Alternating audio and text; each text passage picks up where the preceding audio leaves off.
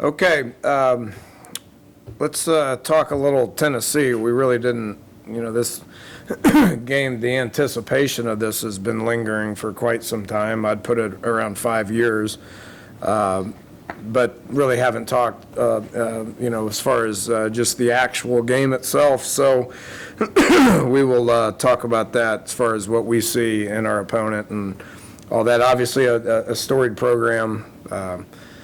There's one national championship and SEC championships. We understand that it's a historic program. Got a lot of respect for Phil Fulmer, and I know he's back in the mix of things there as their athletic director. And has followed Jeremy Pruitt's coaching career for quite some time. Has worked himself up the ranks. I admire that. I have a soft spot and for what I think of coaches, guys that, kind of work their way up in the high school ranks and college ranks and all that. And he's accomplished a whole lot of stuff. So a lot of respect for him and what he's done. When you look at what we think they're going to do, I mean, we can sit here and guess all we want. The truth of the matter is we really don't know what they're going to do. We've watched, we're aware of all their coaches, where they've been. We've accumulated video on everything. We've watched their spring game, which really probably doesn't mean a whole lot.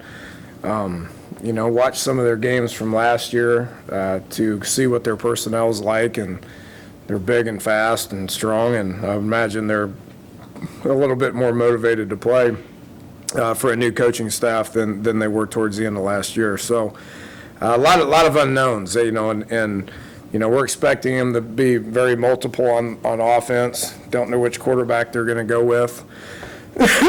What they ask them to do, I would imagine, is going to be pretty similar, whether it's number 2, the guy that they had last year, or the transfer from Stanford. So we'll look at that and kind of figure it out. They're going to have 3 or 4 backs that they're going to want to hand the ball to a lot of tight ends, fullbacks, big experienced offensive line guys that have a lot of playing time with them. And then their receiving core looks awful good to me, as far as what their stature is. Their production level is good. The Callaway's a really good guy, a really good kid, 6'2", 200, made a bunch of plays for him last year.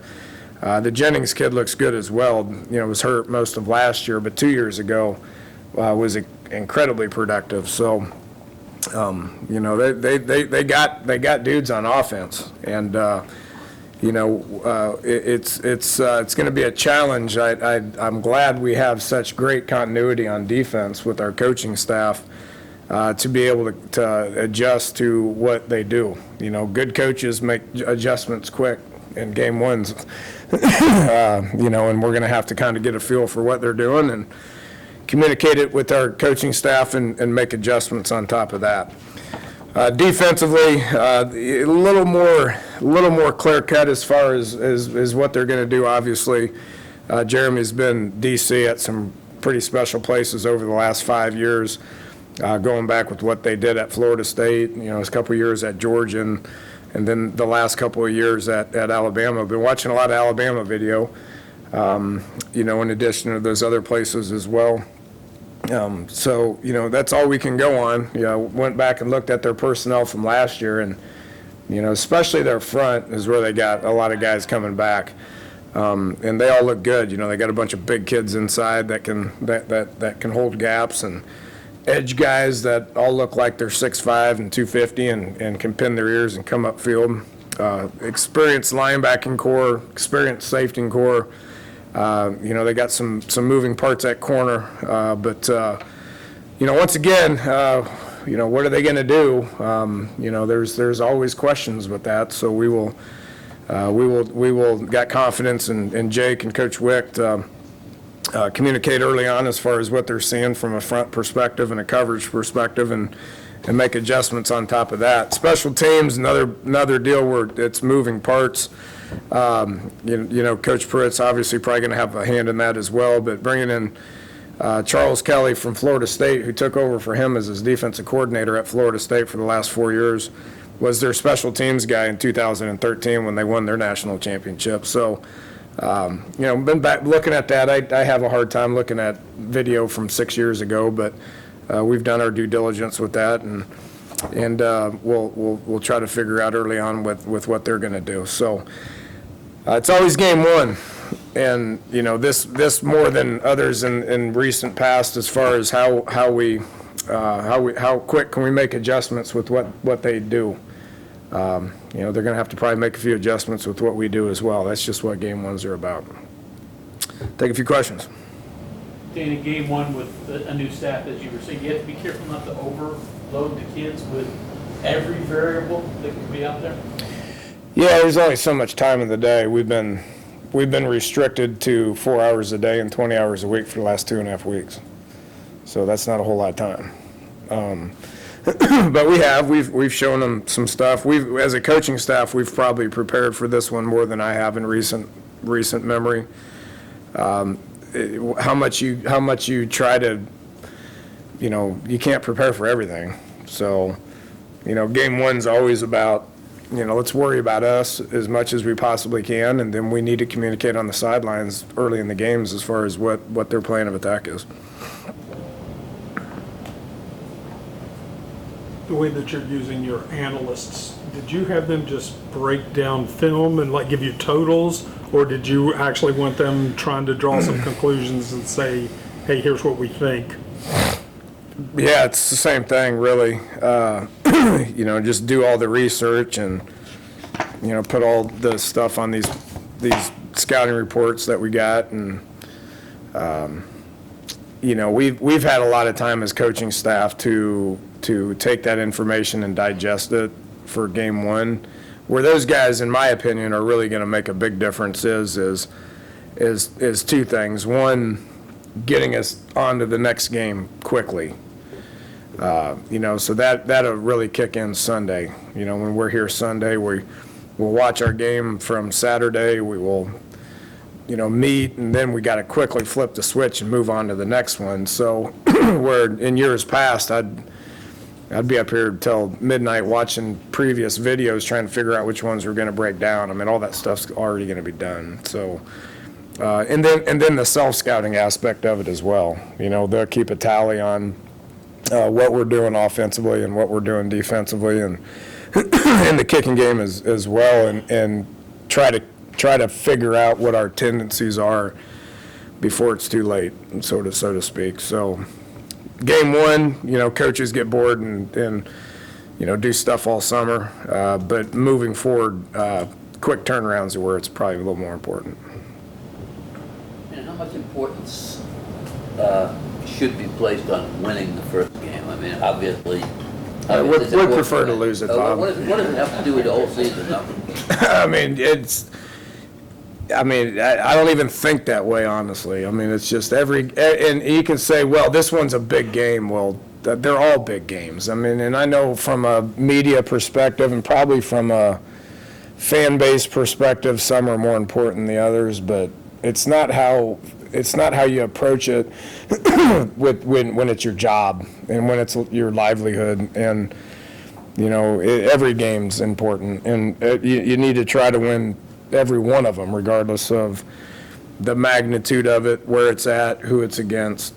I mean, I just really honestly can't comment on that based on the fact it doesn't register very much. Do you have a lot of familiarity with their players through recruiting? Not a ton, some. I think we looked at their roster and there's about 10, that we actively recruited. You can say, well, it looks, some of you recruiting guys that are in here can say, well, according to my notes, you guys offered 60% of their players. Well, they probably offered 60% of our players too, but only recruited 2 of them. Offering them and recruiting them are 2 different things. But we actively recruited, I think, about 10 of them. About the same as Virginia Tech last year, for whatever reason that is. What's your final assessment of the defense heading into the season? Oh, I don't know. I mean, I like where they're at. I mean, you gotta play that first game before you come up with any determining factors whatsoever. I think we got good leadership. David Long and Drayvon Henry are strong leaders. And then we got some older guys that we've inserted in with grad transfers and junior college guys that bring some maturity as well. I think we're a tighter defense. Gibby likes coaching these guys a lot. That gives you a chance to be successful, and now you gotta line up and play good and stay healthy and continue to improve as well. So, I like where we're at right now. I'm just as anxious as anybody else to go out there and see us play live. So we'll get a chance to do that here in about 5 days. Dana, when you went looking for grad transfers for the defensive line, obviously you found two. Better than you thought you would get? Worse? About the same? How have they worked out compared to what your expectations were? Good. Yeah, they're both listed as starters right now. I think that kind of answers that question, right? So what I like about those two guys, and again, I haven't seen either one of those two kids play in a game. So, I've got an opinion that I've reserved the right to change it once I see them this Saturday. But what I like about those guys is just they're happy kids. They're great teammates. They run around the building and they like people and talk to people, and they're mentoring younger kids. And they're showing they're leading them the right way. So all that's very positive. It's made us better on defense. They've both played in big games, so I think they're both going to play their tail off. Can't wait to watch it on Saturday. Any recruiting pop from being in Carolina? I know you got a couple kids from there, and there's occasionally guys you go after there. A little bit. It's a regret that I have. I didn't do it earlier. We've been in North Carolina. We've got North Carolina guys, but we haven't really focused on North Carolina. It was probably a little bit of an oversight on my aspect of it. There's only so many places you can go, and we're in a unique recruiting area where we've got to go a lot of places. But we've moved into there. Jake's recruiting it. Bruce Tall's recruiting it. We have presence. Typically, it typically takes a few years. I see our recruiting presence in Georgia. Doug Belk's doing a good job, but you're recruiting guys right now to play in that opener against Florida State, which is 2 years from now, 2 or 3, something like that. But you're recruiting guys now to play in that game. So that's one of my regrets, which obviously everybody has regrets on everything. But if we could have sold this game to Charlotte kids 3 years ago, it probably would have made a little bit bigger impact. With that said, there's a lot of interest in West Virginia. I'm thrilled about our fan base being able to take part in this. 32,000 alumni, WVU alumni, are in the greater Charlotte area. I mean, I've been down there a bunch. I've developed a lot of friendships down there. Have met a ton of West Virginia people. It's big. This is a big weekend for West Virginia University and West Virginia in general in Charlotte. So the interest will continue to grow, and I just think we're getting started there.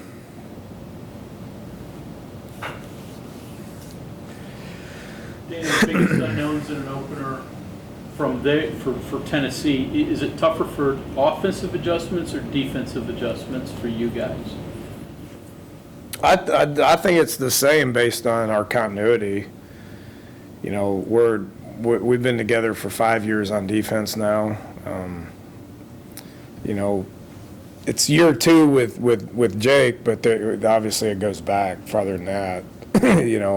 But the O-line is in a better place because it's year 2 with Wick.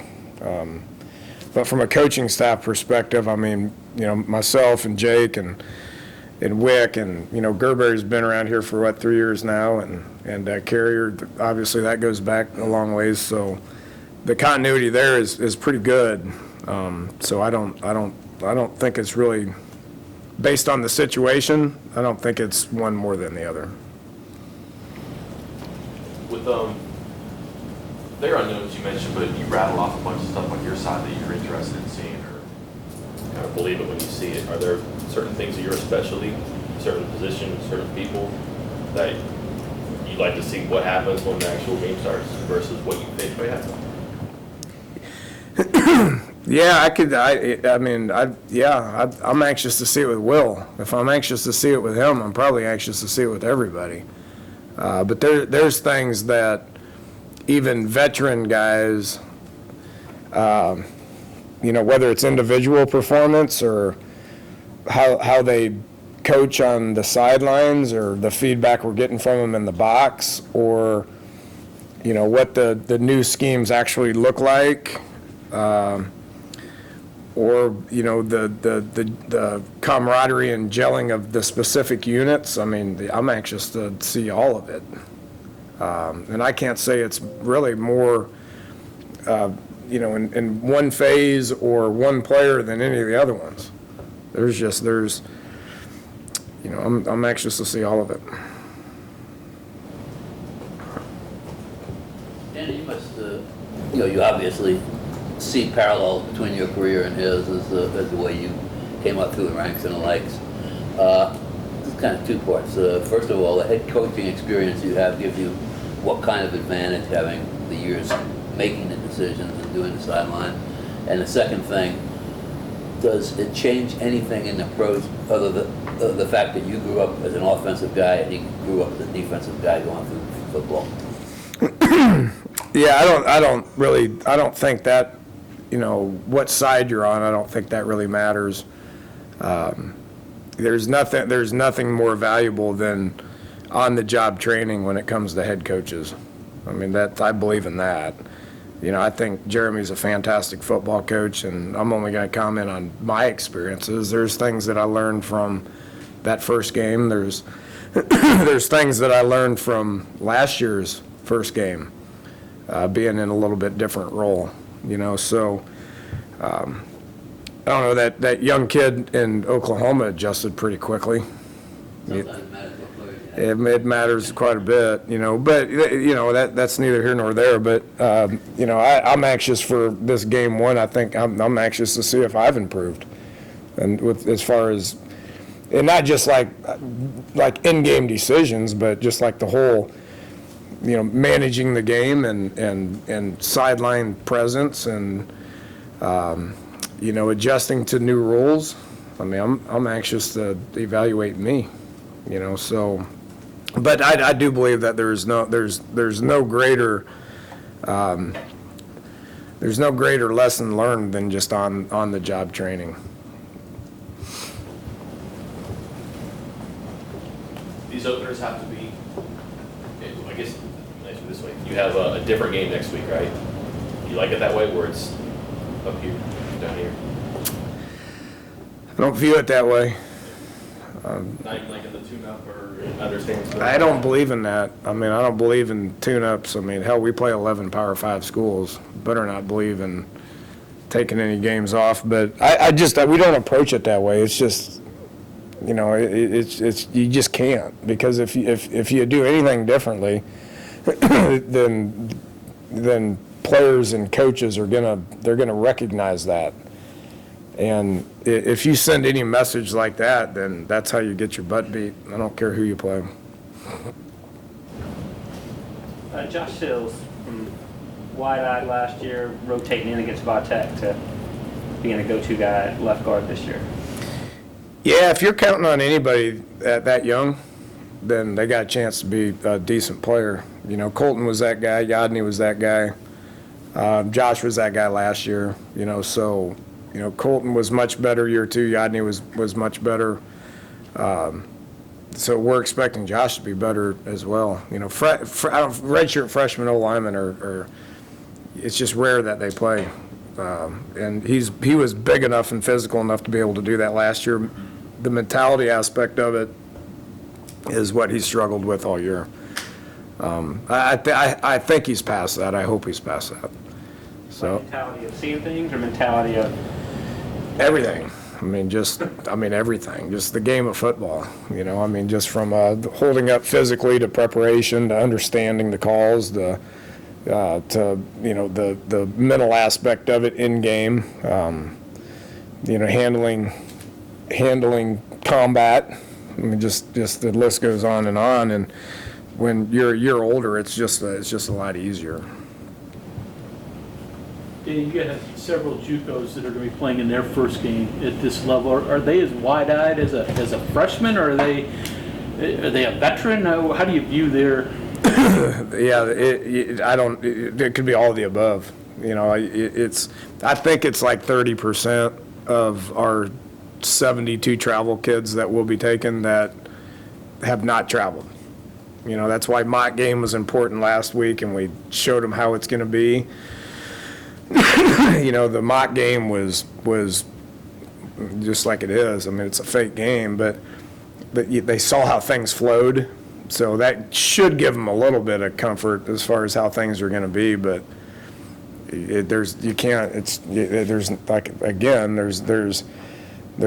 nothing like on the job training. So, with the JUCO kids, they're a little bit older. Have played in some bigger games, but nothing like this. So, we'll keep our eye on all those young guys and see how they're handling things. I know you're reluctant about talking about guys who haven't played yet. TJ Simmons, another good camp, I guess. Yeah, he's in the rotation. We'll play. He's played in these games. He did that as a true freshman for Alabama. So I would expect him to handle this very easily and play a lot of snaps for us. Does he get any work on special teams? He does. He'll be on a couple of them. He'll be on punt return and and kickoff return. If you're a starter, you're probably going to be on one. If rare occasion two. But if you're a pretty quality backup, then you should expect to be on 2 to 4 of them. And he's done a good job of that. He's physical. He brings some physicality to that receiving core, which is what I need, which is what I feel like they need. So. Hopeful if he can maybe match what Ron gave you last year. Yeah, I would think so. I would think so. Yeah. Marcus Sims has had a really good camp. So. We'll move David around a little bit like we always have. He can handle all that. I'm anxious to watch TJ. I know what Marcus can do. I'm anxious to watch TJ, and that kind of will dictate where we're going with David at times as well. You brought a lot of transfers in here from different types of schools. Is there a difference, or what is the difference between kids you might get from Alabama, Clemson, UCLA prime programs as compared to some kids that transfer in who aren't big time? We've turned down plenty of kids that have played at those programs, the high-profile programs, I guess is what you're saying with them. My biggest thing is figure out why they want to transfer and if you have a need for that. But we've had success with it, and Giovanni Haskins coming from Miami is going to see playing time. Jack Allison's our backup. Hopefully he either does or doesn't see playing time. Obviously Will coming in from Florida. Kenny, USC. Jabril, Clemson. Who am I missing? Those are all good programs. They were highly recruited guys out of high school, and there's been a lot of others that we haven't taken because we didn't like their reasoning for transferring. So I was comfortable with each of those guys on their reasoning for transferring, and that's why we took them. And I think that's why they're all. In position to be able to help us and have success. I think you referred to it as the or game on the depth chart. I think Tony put those words in my mouth. I blame that. I heard, somebody told me that the Tennessee people are mad at me because I said that, but I put that on Tony. I mean, they could have put Aura on every single one of them, and it wouldn't have changed my outlook on looking at that depth chart. I mean, isn't that what I've said to y'all basically from the first day I got here? You can have this depth chart if you want to, but you might as well just assume there's an Aura everywhere, because that's a constant work in progress. So that was not unexpected whatsoever, and it didn't make me look at that depth chart any differently. Has it ever? It affects nothing.